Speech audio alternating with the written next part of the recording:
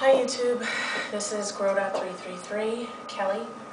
I am 35 weeks, I believe, post-op. Today is Wednesday the 22nd of February. I am going to talk about positive mental attitude / law of attraction, attracting positive things. And I think that this is the perfect topic because I'm not feeling so positive. So I need to refocus. I watched The Biggest Loser last night, and this season's about no excuses, and that doesn't ring more true than for me. I mean, I've used all the excuses, you know, I'm too busy, I'm too tired, I can't do that, you know, I mean, there's a constant role play in my head of the different games that I play to try and keep myself motivated and working. So I did make some notes, a lot to talk about, so I'll try and get into it. I did want to let you guys know, I don't know if you know, I have talked about this on Facebook, that Dr. Oz did a show on weight loss surgery, and it was a very positive one. So if you can look up Dr. Oz and punch in weight loss surgery, maybe you can find the show. I recorded it. I don't know what date it was. If I can find it, I'll post that on another one of my videos. I had my doctor's support group last night, and part of the reason why I really need to change my positive mental attitude is I was so discouraged for myself because I go to the support group and I'm one of the few people, they just keep coming back every month. And there was me, but the majority of the people that were there were only 4 to 6 weeks out from surgery. And they're going around the room and they've lost 20, 30, 40 pounds. Here I am, 35 weeks out, and yeah, I've lost 3. Oh yeah, the numbers, sorry guys. I lost 3 pounds because I had a stomach virus that went through my whole house. It was violent, it was horrible. But I lost 3 pounds because of it. Not necessarily the way that I want to lose it, but I'll take it. So I went to support group last night, and it's like I can't relate to these people. It was me giving them all of my knowledge, all the things that I've worked hard for, and I'm happy to do that, but it's almost like I'm discouraging to them because I'm 35 weeks out and I've lost nothing. Yes, I've gone down 4 sizes. Don't get me wrong. Again, quitting isn't an option, but man, there's a real frustration going on with me. So the things that I want to own up to is I still have to battle the mental game. I feel like it's more up here than it is in my body, and I've always said I'm a volume eater, but you know, I am now paying more attention and being more mindful, and I know that I'm content and I don't need to eat, but if it's in front of me, I'm still going to eat. Why is that? Why can't I just push the plate away, cover it up, and stop? You know, this sense of I don't want to deprive myself. You know, I really have to, I got to get in touch with these things. The other night, I was craving dessert. I'm not even really a dessert eater. I mean, I called a friend, I watched TV, but guess what? At the end of the day, I end up giving in and having 2 cookies. Is it the end of the world? No. But I know it was a bad choice. I consciously knew, mindfully knew it was a bad choice, and I still made it. What the F? How do I sit here, be frustrated, complain, knowing that I haven't done absolutely everything? I know I'm human, but come on already. I just feel like I need to reevaluate. I need to go through, you know, am I setting the timer that I'm only eating for 20 minutes and stopping after the 20 minutes? You know, definitely portion size is been an issue. I think I'm going to go back to some of my old videos to try and motivate myself as well, to remember where I came from and where I am. And although I am the same weight, I am down 4 sizes. I am in clothes that I couldn't get into. I did get rid of the big size pants.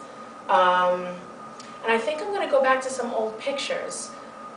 I used to be very thin. Being an athlete my whole life, I didn't start putting on weight until I was in a severe car accident where I was immobile for almost a year. So I have experienced life being extremely fit and thin, and I've experienced life in this body. So I feel like I've been on both sides of the fence. So I feel like I need to take a look at some of my thinner pictures and say, hey, this is where you want to be. What are you willing to do to get there? You know, I am one that needs to do the positive self-talk, and I think it's really important. I think if you have a negative self-dialogue going on in your head, then it's a self-fulfilling prophecy. You know, you need to have a positive self-talk. And when you hit times that you're down, I say you gotta fake it till you make it. If I'm sad, I just keep trying to smile, and eventually that smile will be sincere. But I gotta just keep trying to smile and to pick myself up. You know, if I'm not feeling great, then dress up. Dress up and maybe I'll feel better. Put some perfume on. Maybe I'll feel better. One of my goals was that I wanted to hit my goal weight by the time I was 40. I'm going to be 40 in July, people. I haven't lost but 3 pounds in 35 weeks. So I need to lose approximately 70 pounds to reach my goal. Come on. You know, if I've only lost 3 pounds in 35 weeks, something's got to click here. Something's got to click if I'm going to attain this goal. And I haven't been able to work out because I'm still on steroids and I'm still battling my asthma. I seem to be getting a little better, but fingers crossed. I miss my workouts and I want to go back to it. But I got to tell you, I feel so overwhelmed with my schedule and I'm back to work. I feel like I need to reevaluate that. You know, a close friend of mine, a wise woman, always said to me, Kelly, you need to reevaluate your priorities. I think I've talked about it in some past videos. What is it called? Values versus, I gotta look it up again, but it's about, if it's a true value, then our actions will reflect that. And I say all the time, my health has got to come first and I need to make myself a priority, but yet I'm still busy doing everything else and not making myself a priority. I was having a conversation with a friend and we were talking about people in our lives and how I have recently cut certain people out of my life, and some of them even family members. And I kind of just said to her, and I think it's worth stating, is that I think enough of myself that if you don't contribute in a positive manner to my life, then I can't have you in it. Life is hard enough. And I know that sounds harsh, but I said to her, just because I love you doesn't mean that you're healthy for my life. And if you're not healthy, and not to say, listen, there's no perfect relationship. There, you know, every relationship has its ups and downs, but it's got to be a give and take. It can't just be a take, take, take. And if you can't contribute in a positive manner, then I can't have you in my life. So I thought that that was meaningful enough to share.